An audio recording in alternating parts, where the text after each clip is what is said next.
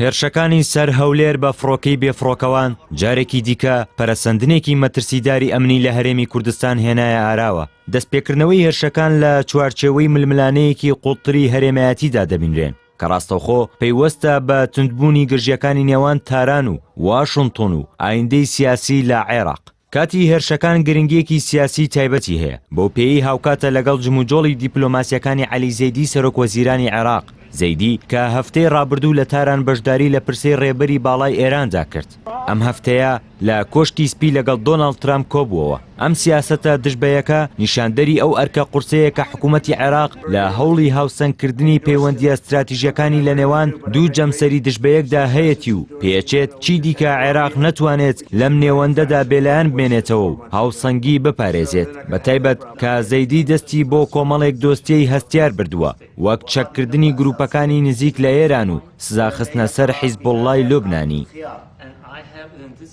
هێرشکردنا سەر هەولێر لەم کاتەدا وەک پەیامێکی توندی لایەنە نەیارەکان دەبینرێت بۆ تێکدانی ئەو هاوسەنگیەی زەیدی هەوڵی بۆ دەدات. ماڵپەڕی ئاکسیۆس بڵاوی کردەوە تاران فشارێکی زۆری خستووەتە سەر زەیدی بۆ ئەوەی سەردانەکەی بۆ ئەمریکا هەڵبوەشێنێتەوە، بەڵام ئەو پێداگری لەسەر ئەنجامدانی کردووە.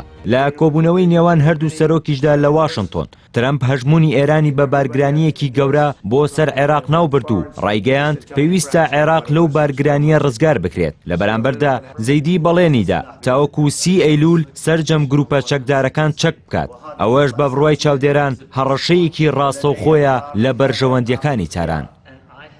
بەڵام ئەم بەڵێنەی زەیدی بۆ کۆنتڕۆڵکردنی چەک ڕوبەڕووی ئاستەنگیەکی گەورەی سیاسی و یاسایی دەبێتەوە، هەرچەندە مادەی نۆی دەستوری عێراق بوونی هەر هێزێکی چەکدار لە دەرەوەی دامەزراوە فەرمیەکان قەدەغە دەکات. بەڵام زۆرێک لەو گروپە چەکدارانە ئێستا ڕەگ و ڕیشەیان لە ناو جونگەکانی دەوڵەت، پەرلەمان و ئابووری وڵاتدا هەیە. چاودێران هۆشداری دەدەن کە جێبەجێکردنی ئەم بڕیارە تا کۆتایی مانگینۆ کارێکی ئاسان نابێت و پێویستی بە کۆدەنگیەکی سیاسی نیشتیمانی و یاسادانانی نوێ هەیە، چونکە بێ پشتیوانی پەرلەمانی تەنیا بەیاننامە فەرمیەکان ناتوانن میلیشیاکان چەک بکەن. چاودێران دەڵێن هێرشەکانی هەولێر پەیامێکی سیاسی ڕوون بوون بۆ واشنتن و بەغدا بەوەی هەر هەوڵێک بۆ دوورکەوتنەوە لە تاران یاخود سنووردارکردنی دەسەڵاتی گروپە وەفادارەکان بە ئێران باجی مەیدانی و تێکچوونی سەقامگیری لێ دەکەوێتەوە. هەڵبژاردننی هەولێر وەک ئامانج نیشانەیەکە بۆ ئەوەی ئەو شارە هێشتا وەک ناوەندێکی گرنگی هەژمونی ئەمریکا لە ناوچەکەدا دەبینرێ. ئێستا گەورەترین ئاڵانگری لە بەردەم حکوومەتی عێراقدا ئەوەیە ئایا دەتوانێت بە کردەیی سەروەری خاکەکە بپارێزێت و بەڵێنەکانی بەرامبەر کۆمەڵگەی نێودەوڵەتی جێبەجێ بکات و کۆتایی بەو هێرشانە بێنێت، یان جارێکی دیکە دەبێتەوە مەیدانی یەکلاکردنەوەی ململانەکانی ئێران و ئەمریکا.